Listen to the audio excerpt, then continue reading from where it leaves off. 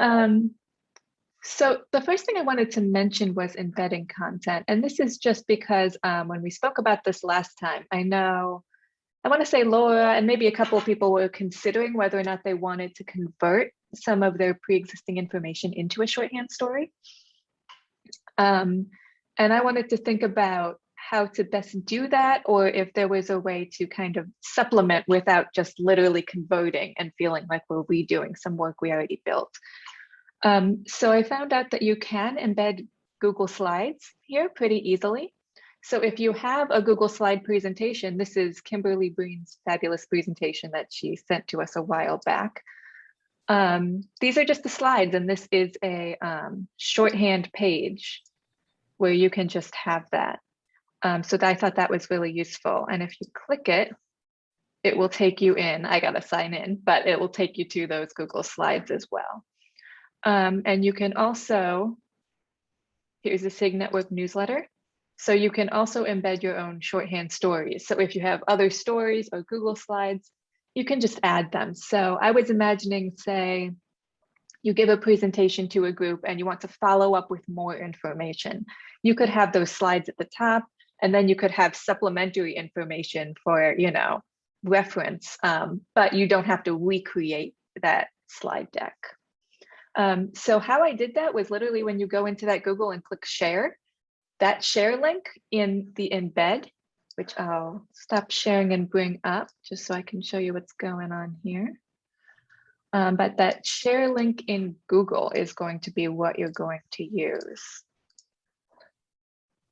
So I'm on my page here.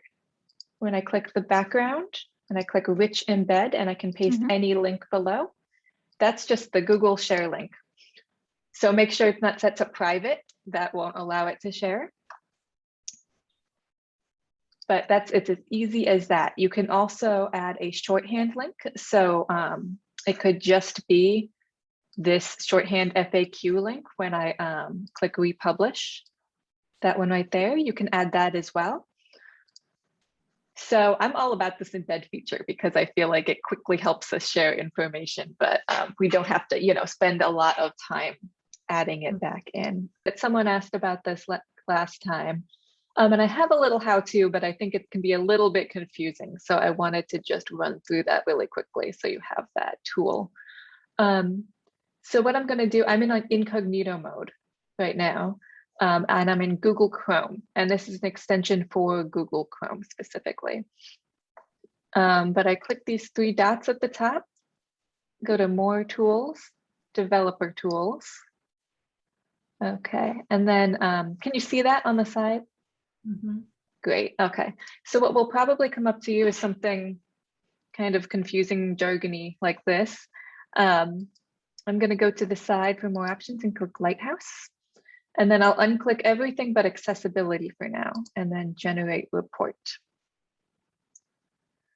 So this doesn't give you a full accessibility thing, but it'll flag some easy to spot things to make small improvements.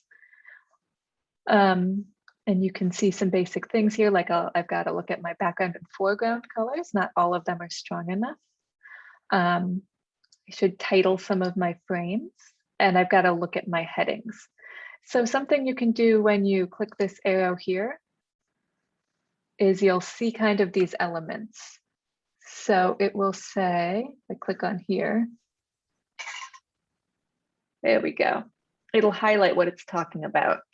So something in this screen isn't quite strong enough in contrast.